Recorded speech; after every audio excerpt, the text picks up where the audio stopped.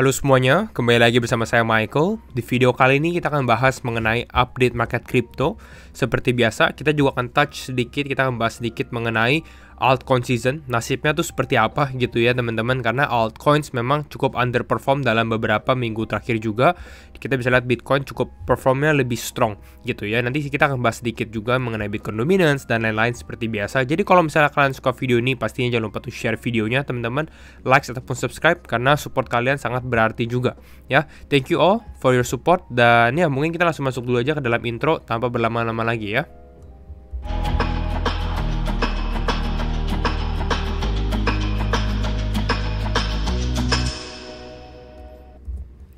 Oke, kita coba lihat untuk update. Sebenarnya dalam beberapa hari terakhir kita bisa katakan market ini lebih slow, lebih santai gitu ya. Makanya kita lihat Bitcoin pun di area 97.000, sempat ke 94, tapi nggak terlalu banyak pergerakan gitu. Sebenarnya ini cukup menarik kalau misalnya teman-teman melakukan trading harian gitu ya. Itu yang kita lakukan, yang saya lakukan pribadi di Labalab gitu ya. Kita kalau lihat secara 24 jam terakhir, beberapa altcoins mengalami kenaikan seperti Litecoin, Bitensor, Stacks, Aptos, Algorand gitu ya. Injective juga lagi ada rebranding gitu.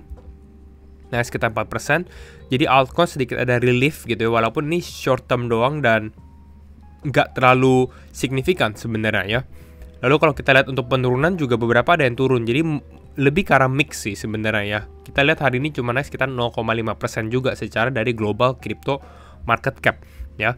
Lalu kita lanjut ke Fear and Greed Index. Nah, kita kembali lagi, kita bisa lihat di sini Fear and Greed Index sudah kembali lagi menunjukkan area fear gitu ya.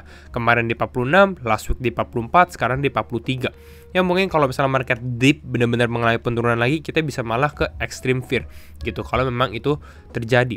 Tapi ya saya bisa lihat kalau secara teknikal sendiri ya Bitcoin masih strong gitu. Jadi agak susah untuk Bitcoin sebenarnya untuk turun lebih dalam lagi. Tapi nanti kita lihat secara teknikalnya ya. Nanti saya jelaskan lebih detail. Nah, untuk altcoin season, biasanya yang kita bahas itu mengenai altcoin season index sendiri, teman-teman. Kita memang udah sempat ada glimpse atau ada sedikit kita rasakan di mana altcoin itu pada naik, gitu ya. Itu di kisaran Desember, November, gitu ya. Ini kenaikannya cepat sekali, benar-benar langsung terjadi. Kalian bisa lihat dari sini, kenaikan dari Bitcoin season ke altcoin season itu benar-benar momentumnya boom, langsung tiba-tiba naik, altcoin pada berterbangan, gitu ya. Cepat dalam waktu mingguan, lalu turunnya juga cepat gitu ya. Dan kalian harus tahu kalau misalnya mengenai indikator ini indikatornya sebenarnya lagging. Artinya kalau di sini tulisannya altcoin season terjadi, sebenarnya itu udah terjadi 2 minggu sebelumnya atau bahkan mungkin sebulan sebelumnya. Kenapa? Karena kalau saya zoom lebih dikit dekat lagi, kalian bisa lihat dari sini altcoin season ya, di altcoin season index ini adalah ketika top 50 kripto itu performnya lebih baik dibandingkan Bitcoin dalam 90 hari terakhir gitu. Jadi ya kalau mereka udah lebih baik dalam 90 hari terakhir, ini baru altcoin season. Tapi kalau seperti ini, kalian baru masuk malah di Desember, itu kalian kemungkinan besar mungkin saat ini lagi nyangkut gitu. Kenapa? Karena ya agak lagging gitu. Dan saat ini kita justru lagi di area tengah-tengah aja sih. Nggak Bitcoin season, nggak altcoin season. Nah, kita akan update beberapa hal teman-teman. Kenapa altcoin season susah gitu ya? Karena sebenarnya ya ada beberapa alasan gitu. Salah satunya adalah kebanyakan altcoin. Terlalu banyak altcoins di cycle kali ini, jadi lebih susah untuk kita memilih altcoin mana yang akan naik. Ya saya rasa sendiri altcoin season kalau seperti ini ya mungkin terjadi, tapi ini lebih karena meme season. Karena kalau teman-teman ingat pada saat bulan Desember, November itu meme yang bergerak naik. Jadi hanya di beberapa naratif, nggak semuanya naik seperti sebelum-sebelumnya. Mungkin kalau kita scroll ke 2021, 2022, ini kan sempat terjadi altcoin season yang lumayan signifikan. Nah, di area ini. Waktu itu di sini altcoins nggak terlalu banyak, tapi di sini jauh lebih banyak. Jadi perbedaannya itu salah satunya itu. Yang kedua, sebenarnya institusi itu mainnya di Bitcoin aja. Salah satu ini kita bisa lihat hari ini sendiri aja, Michael Saylor baru beli 7.600 Bitcoin. Jadi kita bisa lihat bahwa Bitcoin itu dapat buy pressure, orang-orang mau beli, buying pressure gitu ya, dari MicroStrategy ataupun dari beberapa company lainnya. Jadi itu menjadi salah satu alasan juga yang kalian harus lihat juga kenapa altcoin season mungkin kok nggak naik-naik ya altcoin. Ya, karena institusi ETF belinya Bitcoin gitu. Ini MicroStrategy baru beli sekitar 7.600 Bitcoin di harga 97.200. Kalau kita lihat overall mereka ini udah 478.000 Bitcoin yang mereka hold gitu ya. Bisa ke 500.000 menurut saya di tahun ini ya harusnya sih akan ke 500.000 kalau misalnya MicroStrategy terus menggunakan strateginya dia. Saat ini average price-nya dia di 65.000. Nah, tapi bukan hanya MicroStrategy. Ya, ini baru aja di-announce. Jadi bisnis model MicroStrategy itu dipakai ke beberapa perusahaan lainnya ya di global. Salah satunya adalah Metaplanet. Kalian bisa Google Metaplanet, itu adalah company atau perusahaan di Jepang yang udah listing juga, teman-teman, dan mereka juga technically mirip gitu dengan MicroStrategy karena mereka beli Bitcoin terus. Dan kata mereka akan acquire 21.000 Bitcoin worth $2 billion atau sekitar $2 miliar di by 2026. Ya, mereka akan planning untuk membeli Bitcoin juga seperti MicroStrategy. Nah, kita lihat juga di sini, teman-teman. Ini secara deviation bands. Kalau teman-teman mungkin background saham mungkin tahu ya, standard deviation biasanya ini secara valuasi, oh dia -1 atau +1 gitu. Kalau minus artinya sebenarnya lagi menarik, cukup under value. Sedangkan kalau plus itu berarti lagi di area deviasi yang atas, +1, +2, +3 gitu. Ini biasa kalau kalian yang trading saham mungkin tahu secara indikator ini. Tapi ini saya mau review beberapa hal. Ada Bitcoin, Solana, ETH, dan Sui gitu ya. Ini kan big caps semua. Mulai dari Sui, teman-teman. Sui saat ini di area -3. Kalian bisa lihat ini deviasinya karena penurunan cukup tajam. Beberapa altcoin saya rasa juga di area ini gitu. Tapi kalau kita lihat yang performing itu adalah Solana. Solana ini saat ini di deviasi +1 ya, atau kan -1 lah, di area masih cukup fair value lah kalau kita lihat. Mengalami penurunan tapi tren nggak breakdown. Sebenarnya kalau seperti ini juga cukup bagus. Kenapa? Karena trennya masih intact gitu. Lalu kalau kita lihat Bitcoin, ya ini Bitcoin relatif juga cukup baik gitu ya, masih di area +1 dan -1 untuk deviasinya juga. Ya, jadi ini cukup menarik. Tapi kalau kita lihat Ethereum, bahkan ini udah turun dari -3 sebenarnya ini deviasinya dia gitu. Tapi ya kalian bisa lihat Ethereum memang underperform sekali. But let's see, karena saya udah lihat mulai di timeline banyak whale akumulasi Ethereum. Ya, jadi mungkin akan ada ETH season sometimes di tahun ini. Kita akan lihat pada saat mungkin ada inflow masuk besar-besaran. Ya mungkin retail nggak tahu. Nah, kalau kita lihat secara breakdown juga di minggu ini akan lebih ke arah macro week ya, teman-teman. Jadi perlu diperhatikan, ini akan cukup choppy, akan data dependent banget, tergantung data. Dimulai hari ini nggak terlalu besar sebenarnya, hanya Aptos aja yang ada unlock. Tapi besok udah ada Jerome Powell testimoni, itu kalau saya jam 10 malam, jam 10 malam WIB ya, kalau kalian di sini jam 10 malam WIB. Lalu ada US CPI, ada US Powell juga lagi ada bahas lagi gitu ya. Ada Robinhood earnings. Kamis ada PPI atau Producer Price Index. Lalu hari Jumat ada retail sales. Tapi ini nggak terlalu berdampak sih sebenarnya ke dalam crypto. Overall gini sih, untuk market crypto akan berfokus ke dalam hari Selasa dan Rabu aja. Powell testimoni dan juga CPI. Nah, sekarang kita masuk ke dalam teknikalnya, teman-teman. Nanti saya akan bahas sedikit mengenai altcoin season ya di teknikal, khususnya di Bitcoin dominance. Kenapa?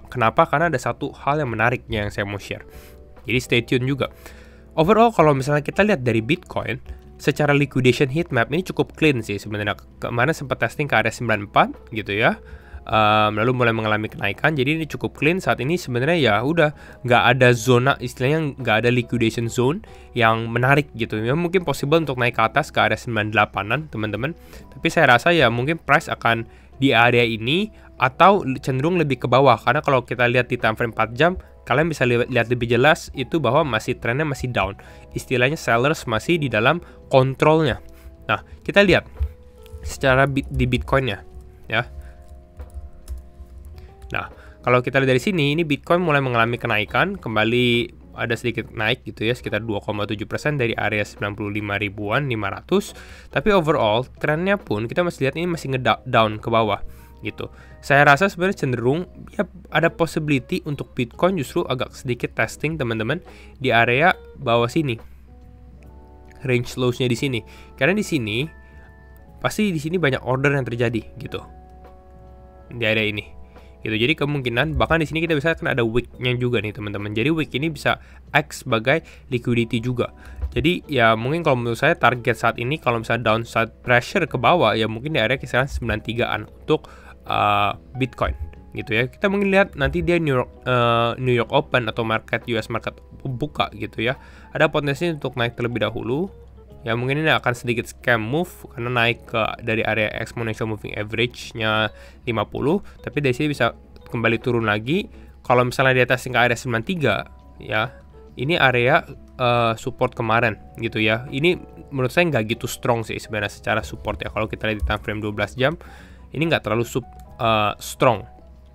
Tapi ya berpotensi ini akan menjadi area support aja secara short termnya doang, dan possibility untuk mulai kembali naik lagi gitu. Tapi ini kembali lagi tergantung data. Overall sebenarnya kalau Bitcoin ya walaupun kelihatannya dia downtrend ini, tapi penurunannya dari all time high ke bawah nggak terlalu dalam gitu. Makanya tadi kita lihat secara standard deviation bands-nya yang di ini masih cukup strong gitu, karena secara outlook kalau kita lihat di weekly ya. Nah, kalian bisa lihat dari sini overall masih bagus gitu, istilahnya nggak breakdown ya. Mungkin worst come to worst mungkin bisa turun ke sempat ke 80, 81. Ini saya ada sempat share analisanya. Nanti mungkin saya akan buatkan juga video. Tapi ya masih ada support juga di area kisaran 89. Ini exponential moving average 20. Jadi kalau Bitcoin belum ada sesuatu yang harus was-was gitu. Tapi kalau kita lihat untuk nah, kita sekarang bahas mengenai Bitcoin dominance deh. Sebelum saya lupa. Nah, kalau untuk Bitcoin dominance ada satu hal yang menarik teman-teman. Kenapa? Karena kalian bisa lihat di sini di weekly-nya, ini kan waktu Senin kemarin saya udah sempat bikin video mengenai market drop gitu ya, dimana Bitcoin mengalami drop besar, altcoins juga mengalami penurunan yang tajam gitu ya. Mana ya? Ada nggak ya? Nah, kita bisa dari sini yang terjadi adalah malah ada candles wick di sini yang cukup besar istilahnya kalau kita dari Bitcoin dominance. Jadi ini layak untuk diperhatikan gitu. Kenapa? Karena kalau kita agak sedikit perbesar gitu ya time frame kita, di tahun 2020 terjadi hal yang sama juga, di mana Bitcoin dominance mengalami kenaikan, lalu di sini ada wick candle yang cukup besar juga gitu, yang cukup panjang. Tapi yang terjadi dari saat itu justru Bitcoin dominance mengalami penurunan. Nah, pertanyaannya adalah apakah kita akan mengalami hal yang sama gitu ya untuk Bitcoin dominance di posisi saat ini?